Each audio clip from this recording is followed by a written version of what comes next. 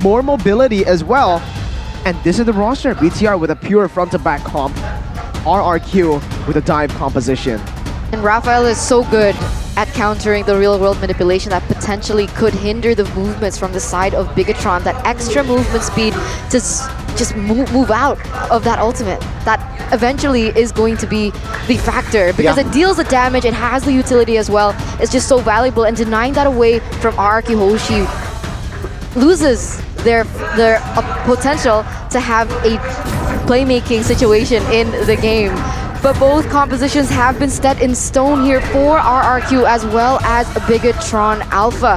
Who is going to come out on top? Which composition do you prefer? This is going to be the deciding game here between the two. Who is going to come out on top? It's all up to them. Their execution is key, and so is your support. So ladies and gentlemen, let's dive in straight into the Land of Dawn here for the final game, the deciding game between RRQ Hoshi and Bigetron Alpha. The final game of week 2, and this week has been full of 2-to-1s. You can already see again Key using the aggression in the early stage with Vin, and Key actually stole the little minion with a little creep from Albert. Oh, already aggressive movements from Key here. Albert is still, it's lacking on farm, but take a look on the other side. Lolita is also pressuring here, so mirror movements from both roamers here, and it seems like composition-wise, RRQ, they are setting for a team fight slash cover. It's a pick-off with Lancelot. Meanwhile, Bigetron, they are setting more of a team fight slash kiting orientation, so we'll have to see. We'll see indeed. BTR in the early stage of the game need to be very careful. This time, it's very different from Game 2, where Game 2, they were actually able to put some pressure down in the bottom side with the 1-1 in BTR's hands. This time, they have a Claude. Needs to just play it safe, can't really go for the all-ins, like you see here. And even in the mid lane, it's going to be the same story. Maybe even the top side. BTR actually have 3 losing lanes. Fun fact here in this game when it comes down to trades. Yeah, we are seeing here already aggressive rotations from Albert here. Akai will pick up the gold buff top side, but he is just rotating towards Albert here, giving vision as well, and now he goes back to support Claude. And I think that is going to be the keys to success in this game. We'll see though, how will RRQ respond. Turtle will be up. It seems like rotation-wise it is quite even for both parties. The sustain from this Claude as well, Gani, is going to be very good. They have a Rafaela that's constantly moving towards the bottom side, and we all know the trick.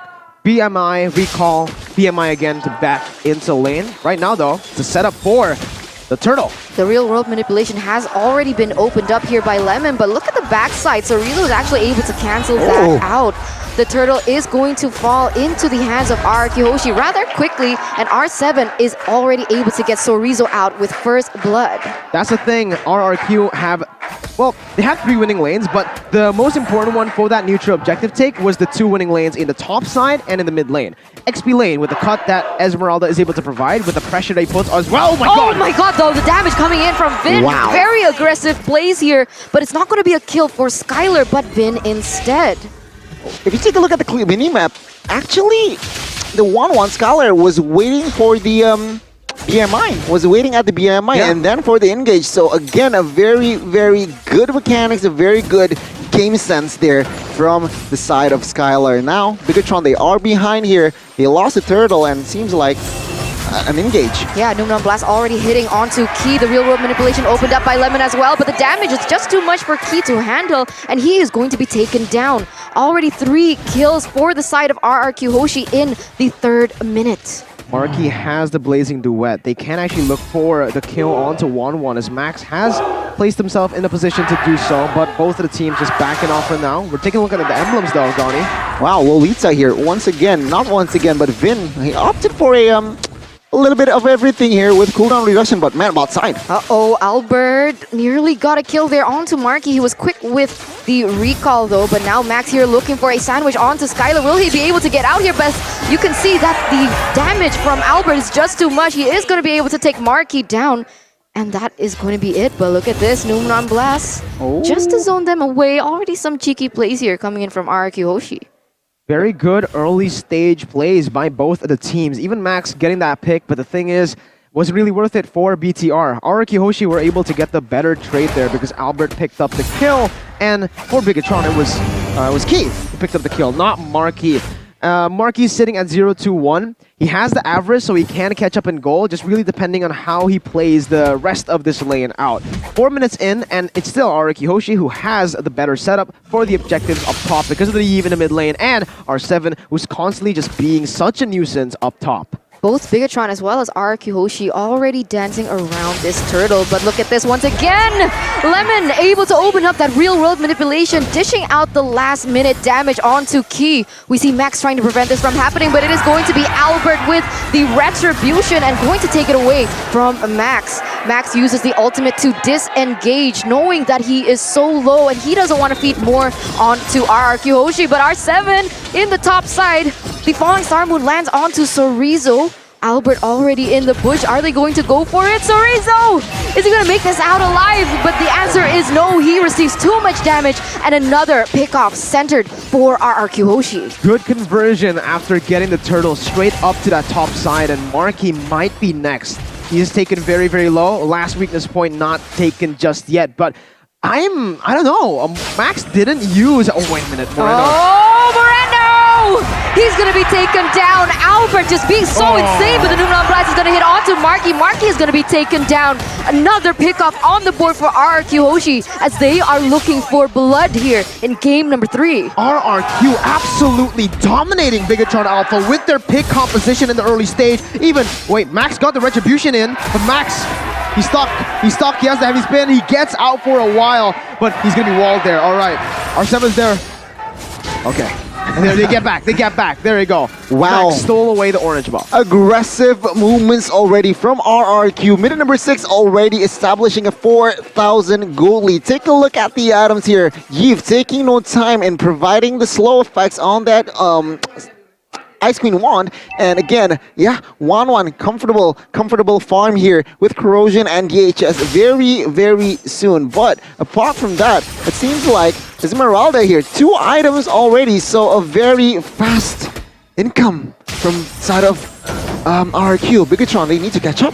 This is again what the winning lanes give you in a match. RRQ drafted 3 winning lanes. Esmeralda versus Paquito, that's a winning lane in terms of the trade. Skylar on the 1-1 against the Klon, and especially in the mid lane where usually if you are able to control the mid lane, you will be able to control the neutral objectives. Yves constantly a nuisance, clearing faster than Sicilian and even poking better than Sicilian in the early stage of the game. RRQ absolutely utilizing it and forcing so much damage onto Moreno. R7 going in for the flank here in that back line, but Moreno is quick to pick up on this. It is going to be the claws landing onto him, but R7! He goes in for the 3-man dive, and a double kill will be secured there as RRQ Hoshi, they're picking up the pace once again, proving that the aggression that they have knows no limits. Man, I've said this so many times, but I don't think Lancelot is viable in the meta. Albert clearly doesn't care, and oh my, another kill in the bottom side. RRQ, it's shutting BTR down. It's textbook RRQ, right? Once they stepped on the gas pedal, it doesn't stop. And they realized that Bigetron Alpha with Claude, with Sicilian, they really want to replicate what they did in the second game, prolonging this game. And it seems like RRQ now, in this third game, they are merciless. They will go on and on and on. Another invade here. But no, Max here is still with that retribution, but already 4 turrets secured. 7,500 gold lead. It's looking nasty here for side of Bigetron Alpha. RRQ Hoshi, they need to stay proactive.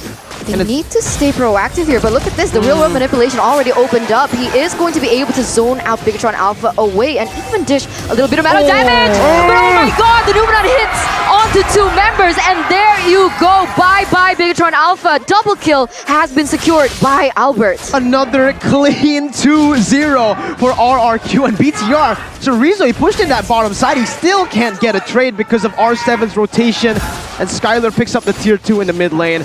This is looking bad. RRQ have an 8,000 gold lead in 8 minutes of playtime, and they're not stopping there. They're going to get turrets all across the board. Top side taken down. That's the Lord spawning as well. Can we give credit to the conversion and to the timing as to how RRQ are taking these objectives and taking the fights? They're always chaining it with the next objective to come. I mean, yeah, it's just a perfect game up to this point. All tier 1s and 2s is already down in what?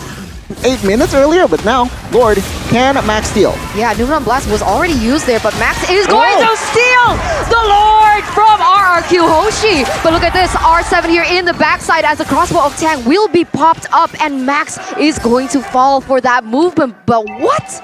How many times has Max been able to steal the Lord from Bigetron? I mean, from RRQ Hoshi. Yeah. Max, low-key, again, just comes out of nowhere, uses the heavy spin, chaining it with his Retribution to secure the objective in that position. That was crazy because he was practically 1v4 there. He had to jump in all alone. Bigetron could not commit to that fight, and yet, even when he was staring death right in the eye, he was able to stay calm, stay composed to get the Retribution and to save the game, stalling it for a little bit longer.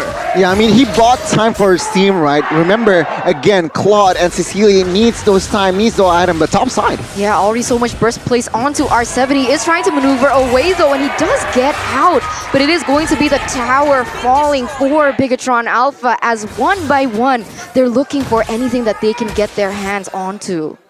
Seems like now the tempo is a little bit slowing down. Still RRQ with their very healthy amount of lead economy and as well as structures.